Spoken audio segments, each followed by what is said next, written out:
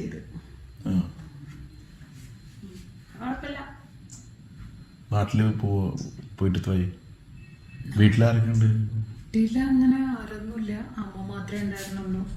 പിന്നെ വകയില് മാമന്റെ മക്കളൊക്കെ ഉണ്ട്, അവർക്കൊക്കെ എൻ്റെ കാശ് മാത്രം മതി.